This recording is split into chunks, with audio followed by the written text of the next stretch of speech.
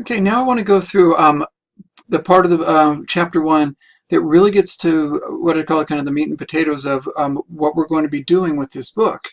If you understand the first part of chapter 1, you get why I'm going to do things differently. Okay, it's a rhetorical grammar. The goal is to teach you how to use this language.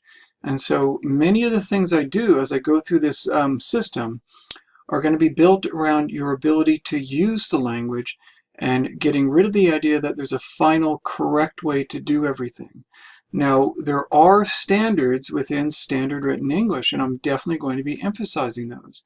But you need to know the primary reason behind this book is to allow you to use the language, to develop a knowledge of the language so you can use it to work better within this dialect of standard written English.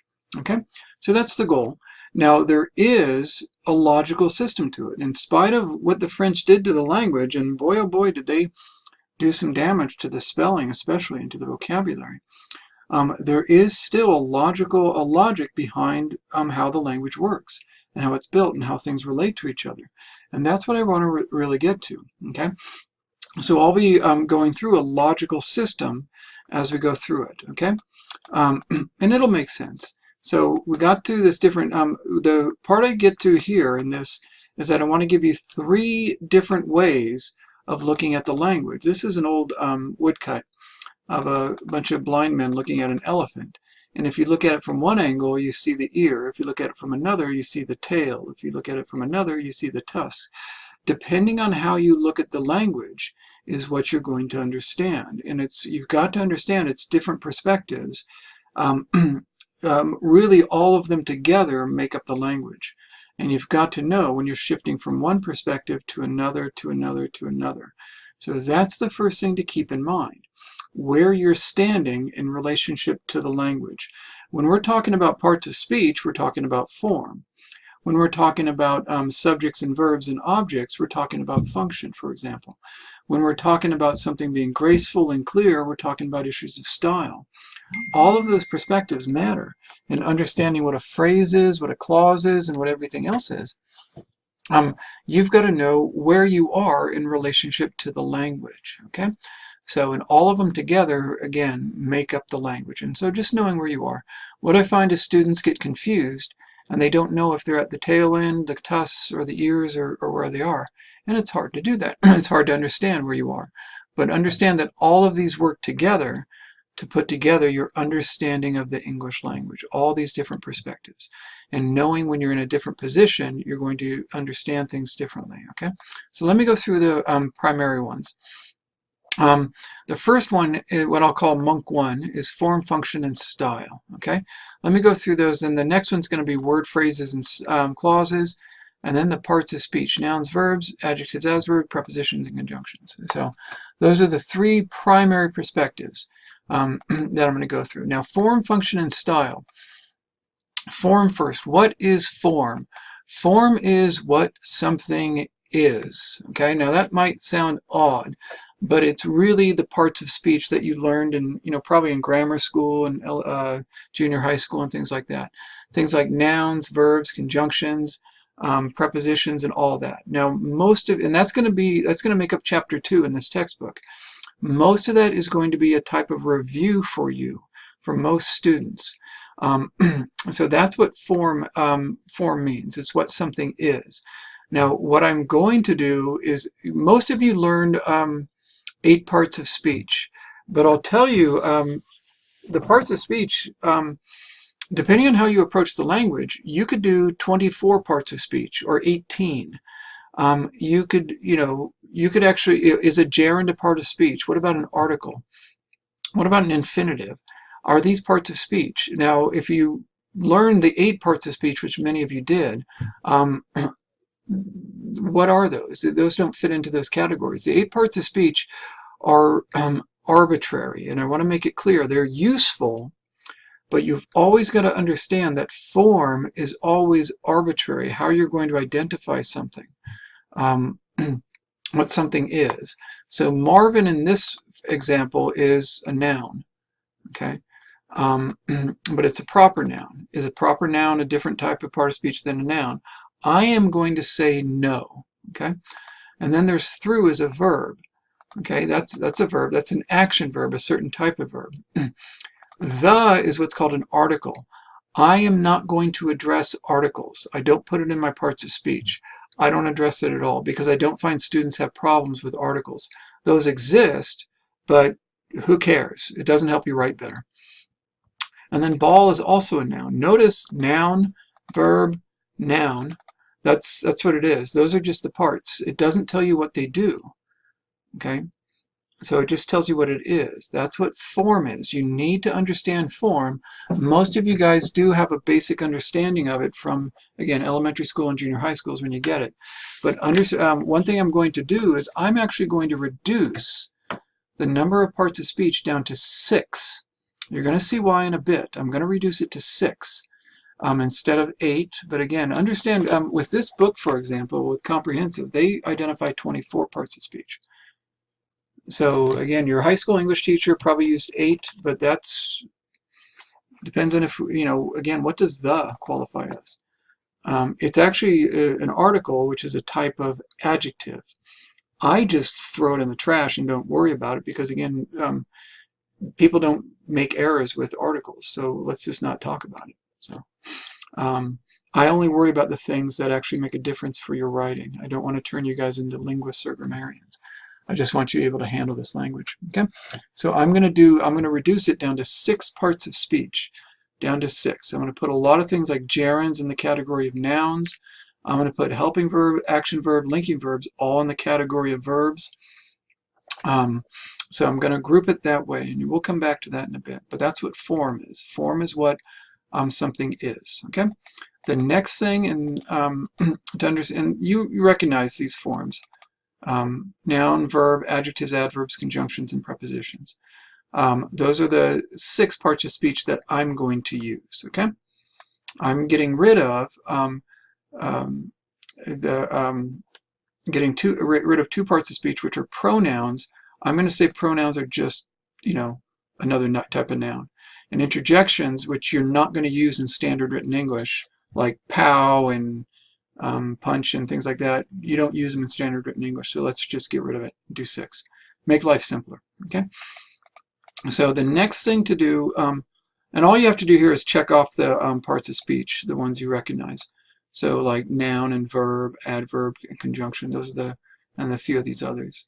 So that's all you have to do there. That's easy. Function is what something does. What does it do in a sentence? In other words, a noun can function as a subject, or it can function as an object. The exact same noun can do a number of different things. It can be an object of a verb or an object of a preposition. It can be a subject of a verb. That's what it's doing. I should say it can act as one. So, and that's kind of odd. So you get in grammar, and I find that most students get confused when we shift from form over to function because it is confusing. These 2 areas overlap. So when I go back to that little sentence that we had before, Marvin threw the ball, Marvin is a noun, that's what it is, but it's functioning as the subject of the sentence. Through is the verb, and it's also functioning as the verb. That happens. Sometimes you are what you do. Sometimes you are something, but you do something differently. Okay. Notice ball is a noun, but it's functioning as an object. So I could switch this sentence around. If I said Marvin hit the ball, if I changed it to hit, Marvin's the subject, hits the verb, and the ball is the object. But notice I can flip that around. The ball hit Marvin. Now the ball becomes the subject, hit is the verb, and Marvin is the object.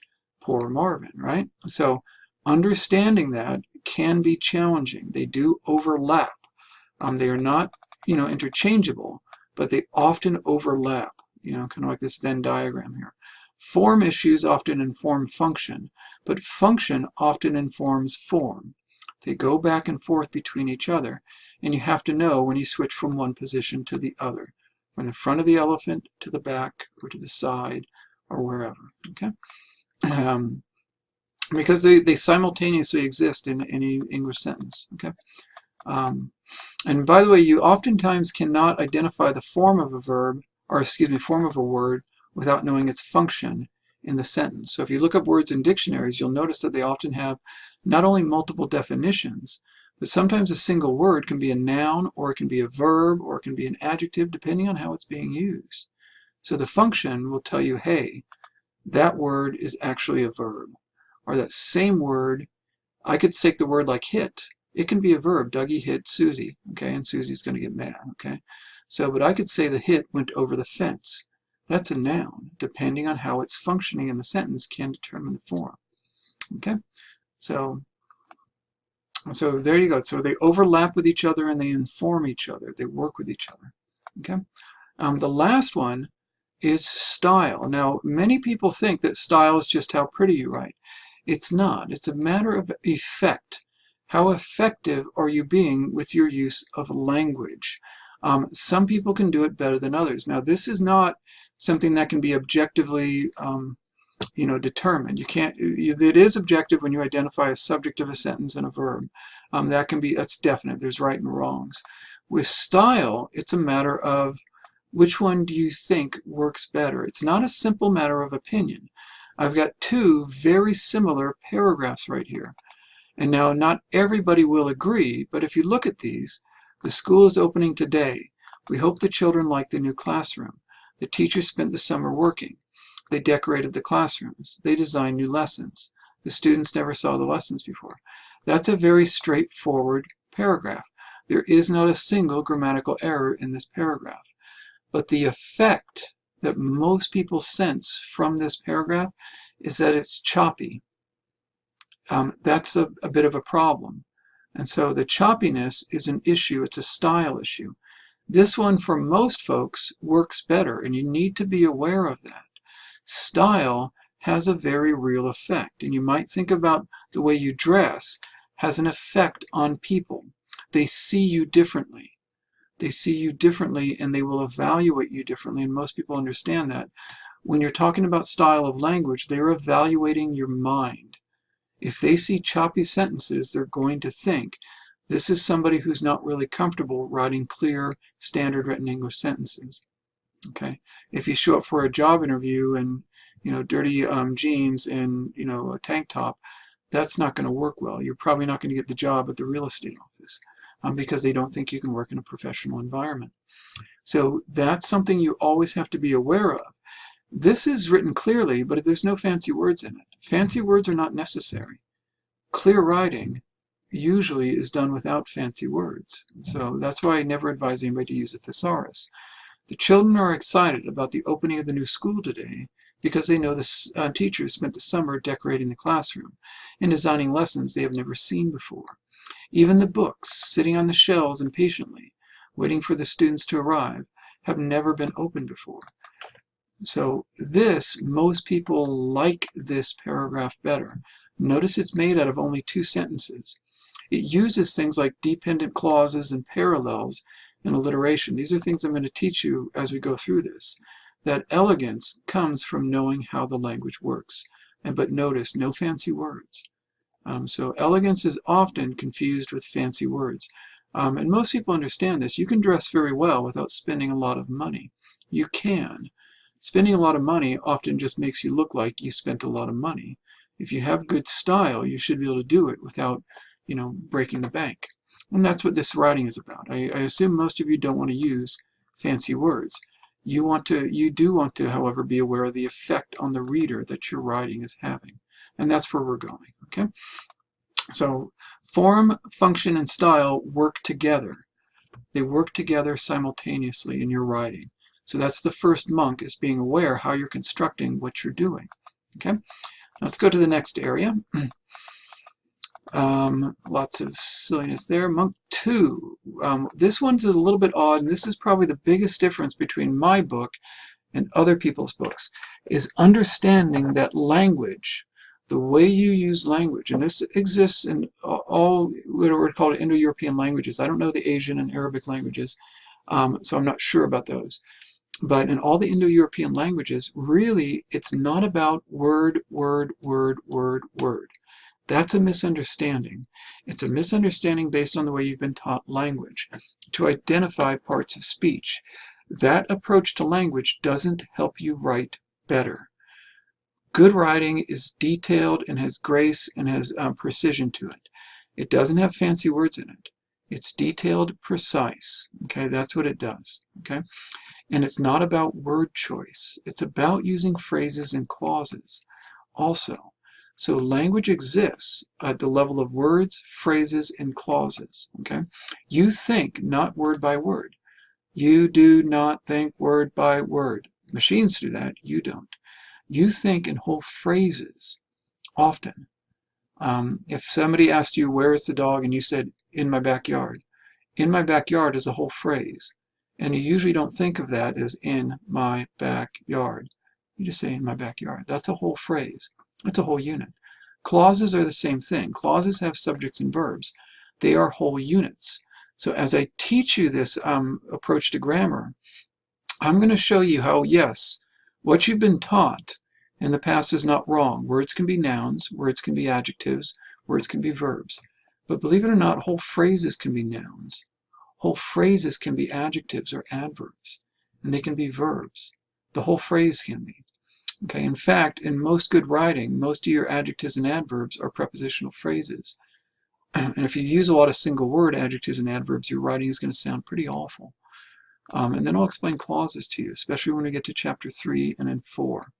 When you get to chapter 4, you're going to see why we've approached it this way. Okay, so just going through it. So, by the way, I should mention this. The spaces in between words was invented around the year 600 to 800. Before that, they didn't put spaces in between words. That's one thing to understand.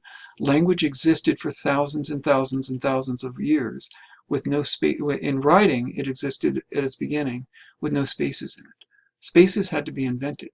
And so they give us the idea that the language is about words, but it's not. And if you ever listen to a foreign language, you're going to see it comes out in streams. It's actually coming out in streams of phrases and clauses when people are speaking. Okay, so this is one way to look at a sentence. That this sentence, Sally was meeting with George to discuss the plans for the birthday party. That's word by word, and you understand that there's 13 words in it. I don't think that's useful. And if you go through and identify, this is a proper noun, that's a helping verb, that's an action verb, that's a preposition, that's a noun, you really don't get an understanding of how that sentence is working. What we're going to be doing is actually looking at it from the perspective of words, phrases, and clauses, and primarily from the perspective of phrases and clauses. What this really is a collection of it. This is an independent clause with a prepositional phrase, an infinitive phrase, and a prepositional phrase. Okay, that's what this really is. Those are the units. Sally was meeting with George to discuss the plans for the birthday party. Those are the 4 units that make this up. A clause, a phrase, another type of phrase, and another phrase. Okay, that's how we're going to approach it, to see it that way. This is closer to the way you think. You think in whole phrases and clauses usually. Okay, so that's the big thing. So, and words make up, they're a collection of letters that make up single units. So jackrabbit is a word. Most of you guys recognize that, obviously. But Fitris isn't a word. It's a collection of letters, but it doesn't function as a single unit. Okay, that's something that happens up here in your head. Your head makes Fitris, or tries to put it together, and it doesn't work. So it's not a word.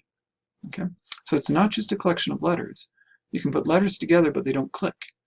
So that click is where your mind comes in, and it's operating on the language. So words are a collection of letters that function as a single unit. And when we get to this, phrases, to the park, that's a single unit. That's a prepositional phrase. Okay, there's going to be 5 types of phrases we're going to cover. That makes sense. Click. Your brain actually puts that together as a single unit. Where did Sammy go? And I could answer you and say, to the park. You know exactly what I'm saying. Okay, but something like this, phrases are not just collections of words. Beef Tuesday once, that's a collection of words, but it makes no sense. Your brain can't go, click, oh, that makes sense. If it does, you probably have a hole in your head, because that doesn't make any sense. That's not a phrase. Your brain works at the level of phrases. The types of phrases used, so these are a collection of words, not collections of letters, those are words. Phrases are collections of words that function as a single unit, so they take it to a higher level. I would say about half of our thinking, if not more, is actually done at the level of phrases, not at the level of words. Words are probably the least important level of thinking. It's going to be mostly phrases and clauses. And that's probably the most difficult thing to understand, but it's how your brain works with language, is at the level of phrases and clauses. You're going to see this approach probably reflects the way you think better than the other approaches. The types of phrases we do, I'm going to cover are like noun phrases such as yellow cats. That's a noun phrase. Sliding doors. Notice in your head, if I took the top off your head, if I said yellow cats to you, you put yellow and cats together as a single unit. You don't separate the yellow from the cats. And the sliding doors, you don't separate the notion of sliding from doors. You make it into one thing. That's a noun phrase. The verb phrase, such as could have been sleeping or would appear, these are helping verbs in front of an action verb. This is a helping verb in front of a linking verb. Okay? Oops. That's the linking verb. That's the helping verb. That operates as one unit. Okay? Those are verb phrases. Prepositional phrases is in the box with friends. These are going to be extremely important. These are how you make your detail in your sentences. These are your adjectives and adverbs, or prepositional phrases. Gerund phrases are always fun. Students love them. Cooking 3 eggs, throwing a fit. I find when I show these to students, their essays end up getting filled with them. Starts with an ing word and oftentimes has a noun right after it. Sometimes a prepositional phrase, but often a noun. Many people get confused. I want to sound the alarm here. Cooking has an ing. Having an ing does not mean the word is a verb. Some verbs, the main verb, can have an ing at the end, but an ing can come at the end of what's called a gerund. These are activities, and these activities are a type of noun. Cooking 3 eggs is an activity. I could say cooking 3 eggs takes 5 minutes. That is an activity that's essentially a noun. Okay? So that's a misunderstanding. The ing thing is a misunderstanding. Ing does not mean it's a verb. Okay? Infinitive phrases aren't that important to catch a thief. They work a lot like gerund phrases. Well, I'll come back to those later. So those are the 5 types of phrases I'm going to be teaching this semester. There's others, but these are the main ones. Those are the most useful. Okay? Especially those prepositional phrases. Clauses have a subject and verb. I don't have a good definition for you on this. So I did not get a definition into this edition of the text. Clauses have a subject and verb, and they function as a single unit. So words are collections of letters that function as a single unit. Phrases are words that function as a single unit. Clauses are a subject and verb that function as a single unit. Okay? They are not necessarily sentences. They sometimes can be, but sometimes they're not.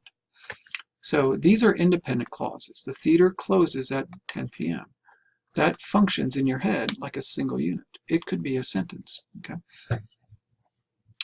The theater is your subject, closes is your verb. 4 canaries is your subject here. That's a noun phrase. Escaped. That's your verb. That could be a clause. That's an independent clause. Both of these are. But there are other types of clauses, like dependent clauses. When the theater closes at 10 p.m., that's a dependent clause. After 4 canaries escaped from their cage, that's a dependent clause. It's a clause. It's not a sentence, but it's a clause. Many people get confused and think these might be sentences because they have subjects and verbs, but most of you know that this can't be a sentence. It doesn't sound right. And I really want to emphasize that it doesn't sound right. Keep that in mind. It's a dependent clause. Just because it has a subject and verb doesn't mean it can be a sentence. It has to be what's called an independent clause. We will come back to that. So there's 3 main types of clauses: independent clauses, dependent clauses, and relative clauses. Only one of them can be a sentence by itself. A dependent clause cannot be a sentence. An independent clause can. But a dependent clause has a subject and verb. So does a relative clause, but it can't be a sentence. Okay? So look for a subject and verb. And just do your best with this one. Which ones are words? Obviously, beer is a word. Over the hills is a phrase. It doesn't have a subject and verb, and it's a collection of words. When grandmother makes dinner, grandmother makes is a subject and verb, so that one's a clause. Okay, so phrase, clause, words are easy because it's just a word, a collection of letters. Okay, so that should get you through it. Now, the last monk I want to get you to is this approach. And this is a little weird, but this is going to come back to your writing process. The 6 parts of speech, that's what I'm reducing it to 6 parts of speech. And what I'm going to do with you is break these into 3 levels. Most of you have been taught 8 parts of speech as independent entities. They don't work that way up here in your head. They don't. So you don't think. If I went back to that previous sentence where I had it word by word, you do not do this. Your brain doesn't work that way. Okay? It also uses, it really uses 2 different parts of speech, usually together or in similar ways. So what I'm going to do with you, these 6 parts of speech, is group them into 3 levels. And you're going to see that these play out, and your brain uses these parts of speech differently at different times. The first level is nouns and verbs. Now, most of you know of nouns and verbs, but it's very important to understand these things are essential to thinking, speaking, and writing. You have no way to think, speak, or write without nouns and verbs. You cannot do it. It's impossible. These are the core of language. In fact, if you look at children's language, it's made up primarily of nouns and verbs. So these are essential, and these are what make up clauses. They're subjects and verbs. Nouns works as subjects or objects, and verbs obviously function as verbs. So these are the essential elements of thinking, speaking, and writing. These make your clauses. Okay? So the next level is adjectives and adverbs. Now what these do is they provide detail and precision to this level. That's what they do. You can't have adjectives and adverbs without nouns and verbs. You can't do it at all. They would have nothing to, be. You just have blue, but what's a blue? You have a blue cat. So these things are attached onto nouns. And then adverbs are added onto verbs. They can't exist by themselves. What they do is provide detail and precision to it. They flesh things out. But going back to that second monk, keep in mind that whole phrases can be adjectives. Whole phrases can be adverbs. In fact, if you get adjectives and adverbs down as phrases and clauses, you're going to be able to write really well. If I say the president of the college, the phrase of the college is an adjective describing the noun president. That's what it's doing. Okay. If I say we're going to the game in an hour is telling me when we are going. It's an adverb. In an hour, that whole phrase is an adverb. The whole phrase is, not just the words. Okay? So understand that these 2 parts of speech can be whole phrases. They can even be clauses. Okay? So understanding that this is the core of your thought, these are the details of your thought. You can write nice little choppy sentences with nouns and verbs, but as an educated person, you probably want to be more detailed and precise. You're going to need to get a handle on how to add adjectives and adverbs to get the detail and precision down in your writing. Okay? Now the last level is prepositions and conjunctions. These are essentially meaningless words. Okay, if I tell you the word in, which is a preposition, what does it really mean? It's hard to define it without using the word itself. But then you could go, well, it's when you're inside of something, that sort of, but what if I say in an hour? Okay, in his mind. These obviously bring up different definitions of in. With my friends means I'm attached to them, or with enthusiasm, but the enthusiasm isn't a thing you can attach. So prepositions are odd. They're essentially meaningless words that can join things together, and they organize stuff. Same thing with the conjunctions like and, but, and, or. But you also have conjunctions like after, when, since, if. What these things do is organize the nouns and verbs, the adjectives and adverbs, and they organize everything else. They are essentially what I'm going to call glue and tape to stick everything together. When you're good with these, you are going to be elegant and have a very effective style. The best writers you ever read are going to know how to use prepositions and conjunctions. So those are the 3 different levels I want you to be aware of and that we're always going to come back to. And the big thing to understand is that these always relate to the words, phrases, and clauses we're going to be using. Okay? So those are the big things I want you to get down from chapter 1. The last thing I'm going to tell you about is to be a bad grammarian. You no longer worry about getting everything right. Okay? You worry about being precise and being detailed and being effective. It's not about putting the commas in the right place and spelling everything correctly. Bad writers can do that too. Good writers can make little mistakes, but their readers know what they're writing about. Okay? The last thing I want to introduce is this idea of what's called a shit detector. And this is something that Hemingway talked about. The most essential gift for a good writer is a built-in shockproof shit detector. What he meant with that was that you have a sense of what works and what doesn't. And I really want to emphasize you need to use that. It's not always going to work right, but it's going to help you and it's going to guide you through your writing. And I want you to be comfortable using your sense of what works and what doesn't. Use that sense and it will guide you in the right direction most of the time in both grammatical issues and in style issues and in content issues. Always listen to your own writing and be aware of what you think works well. Okay? Your shit detector goes off when something's not working well. It won't tell you how to fix it. That's what this book is about, okay? To give you tools in order to fix things. Your shit detector tells you, and hey, there's something bad right here. Something's wrong. That's when your shit detector is going off, and then you need to use your tools as a bad grammarian to fix it, okay? So good luck with this. You should be done mostly with chapter 1, and this should have guided you through everything, and you're in good shape. We'll start with the real grammar in chapter 2 and 3, all right? Take care.